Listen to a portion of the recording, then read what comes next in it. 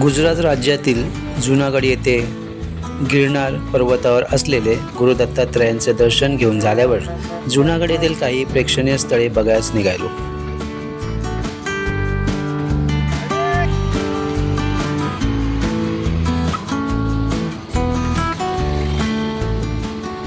जुनागडकडून तलेटीकडे जाताना थोडे अलीकडे उजव्या बाजूस पुराण प्रसिद्ध दामोदर कुंड लागते.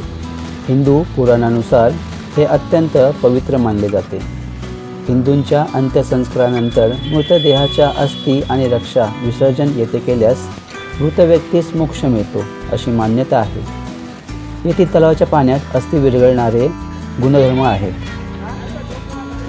तलाव जवळपास 250 फूट लांब आणि 50 फूट रुंद आहे आणि खोली केवळ 5 फूट आहे. काय खासियत आहे? सभोवताली घाट आहे. शेजारीच दामोदर हरी मंदिर आहे. येथील मूर्तीची प्रतिष्ठापना श्रीकृष्णाच्या नातवाने वज्रभा याने केली असावी असे मानले जाते. ऐतिहासिकदृष्ट्या हे मंदिर चंद्रनाथपूर नावाच्या सूर्यवंशी शासकाने बांधलेले किंवा जीर्णोद्धार केलेले आहे. 32 एकर क्षेत्रफळ असणारे हे मंदिर गुलाबी वाळूच्या दगडात बांधलेले आहे. त्यातील आतील निज मंदिर आणि बाहेरील मंडप यांचा समावेश आहे.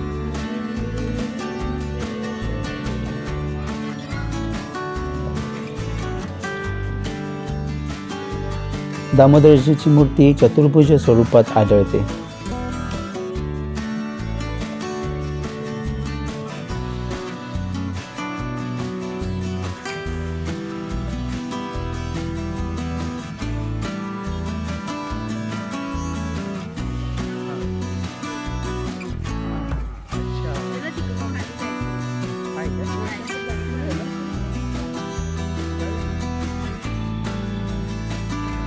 हे आहे समोरचं ते रेवती कुंड आहे आणि ते मगाशी होतं ते दामोदर कुंड.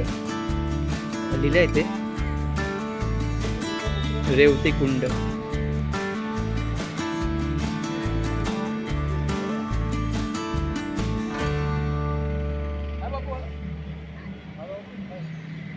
तर याच्या पुढे आहे मुचकुंद गुहा. मुचकुंद गुहा गुजरातमध्ये जुनागड जिल्ह्यामध्ये गिरनार पर्वताजवळ आहे, जिथे राजा मुचकुंदाने काल यवनाचा वध केला आणि श्रीकृष्णाने त्यांना दर्शन दिले होते. तसेच जुनागडमधील गुहा पौराणिक कथेसाठी प्रसिद्ध आहे. ही गुहा राजा मुचकुंदाशी संबंधित आहे.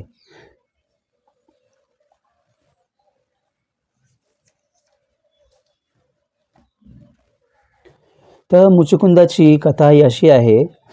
एकदा असुर आणि देवतांच्या युद्धात देवतांचा पराभव झाला, तेव्हा त्यांना राजा मुचकुंद यांची मदत मागितली. मुचकुंद हे इक्ष्वाकू वंशातील पराक्रमी राजा होते. मुचकुंदांनी देवतांना मदत केली. युद्धानंतर इंद्रदेव त्यांना म्हणाले की पृथ्वीवर त्यांचे सर्व कुटुंब नष्ट झाले आहे. तुमच्या मदतीबद्दल तुम्हाला मोक्ष सोडून कोणताही वरदान मागू शकता. थकलेल्या मुचकुंदांनी अखंड निद्रेचे वरदान मागितले. त्यांनी अशी अट घातली की जो कोणी त्यांना झोपेतून उठवेल तो लगेच भस्म होईल. इंद्रदेवाने तथास्तु म्हणाले. द्वापर युगात श्रीकृष्णांना कालयवन या असुराने मथुरा येथे घेरले.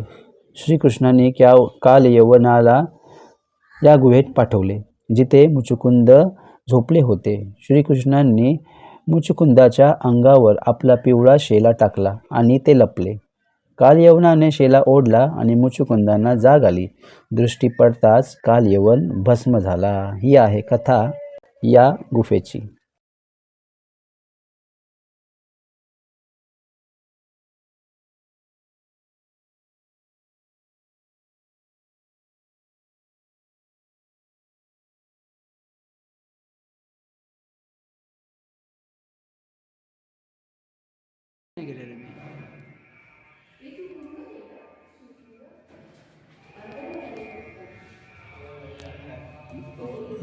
माताजी मंदिर. या गुहेत नीलकंठ महादेव मंदिर आणि माता अन्नपूर्णांचे स्थान आहे.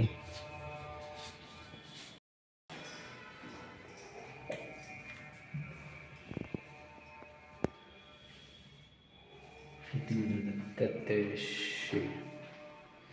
दत्तात्रय ये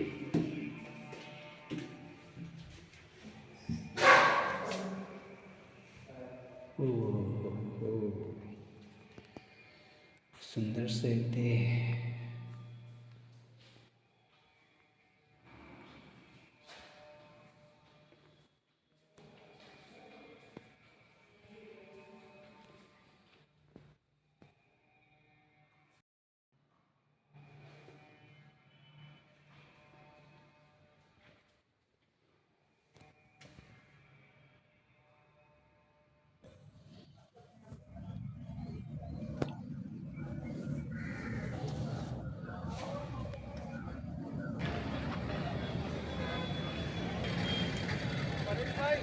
हा आहे महाबद मकबरा जो आहे जुनागड येथे.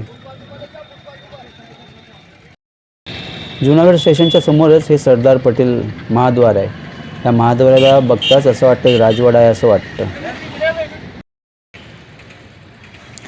जुनागड स्टेशनपासून 10 मिनिटाच्या अंतरावर हा मकबरा आहे.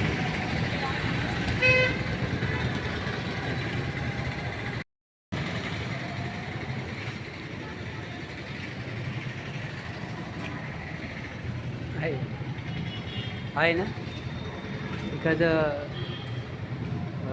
काय जुनागडमधील महाबद मकबरा हा एक ऐतिहासिक आणि सुंदर मकबरा आहे जो इंडो इस्लामिक आणि गॉथिक आणि युरोपीय वास्तुकलेचा सुंदर संगम आहे, जो नवाब महाबद खान II यांच्यासाठी बांधला गेला होता.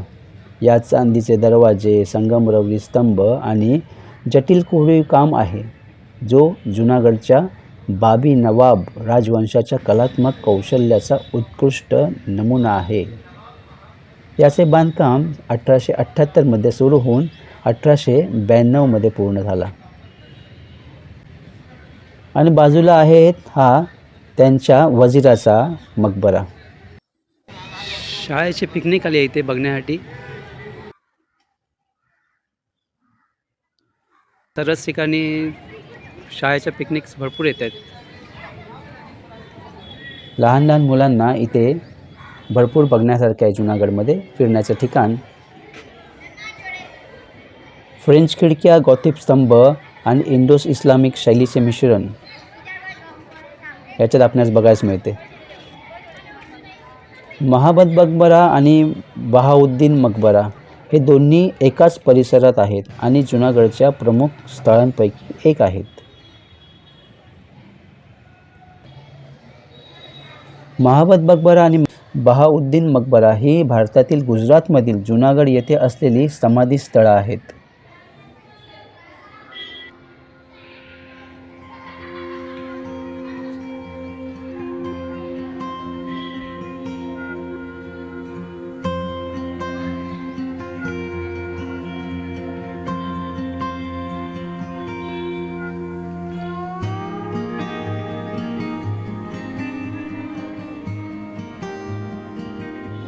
समाधीस्थळांवर युरोपीय प्रभावासह इंडो इस्लामिक शैली यांचे मिश्रण असल्याचे आढळते. या समाधीस्थळांच्या आतील आणि बाहेरील बाजूस आणि कमानीवर पिवळसर हलक्या तपकिरी रंगाचे कोरीवकाम आहे. त्यावर कांद्याच्या आकाराचे घुमट, फ्रेंच खिडक्या, शिल्पे, संगमरवरी ट्रेझरी वर्क, संगमरवरी स्तंभ, संगमरवरी जाळी आणि चांदीचे दरवाजे आहेत.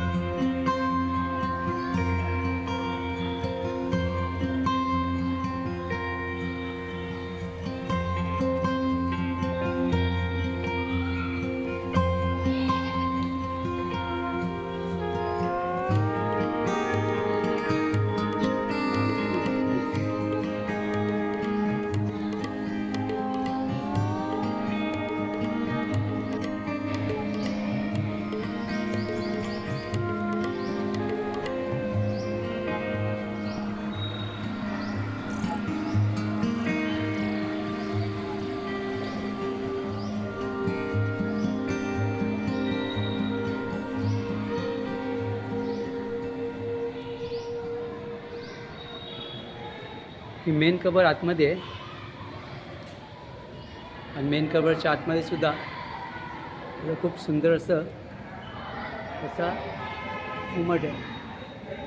या मकबऱ्यावरती केलेले असं कोरीव काम खूपच सुंदर दिसते. या मकबऱ्याच्या शेजारी जो 4 मिनार आहेत त्या मिनारांना वर्तुळाकार त्यांच्या जाळीदार जिने बनवलेत. या मोहम्मद मकबऱ्याच्या बाजूलाच इथे ही जुम्मा मस्जिद आहे. तुम्हाला कोणाला बघायचं असेल तर ही सुद्धा तुम्ही बघू शकता. आता आपला गुजरातमधील जुनागड येथील प्रवास इथे संपवतो. जुनागडमध्ये फिरण्यासारखे खूप आहे. पुढच्या वेळेस बघूया.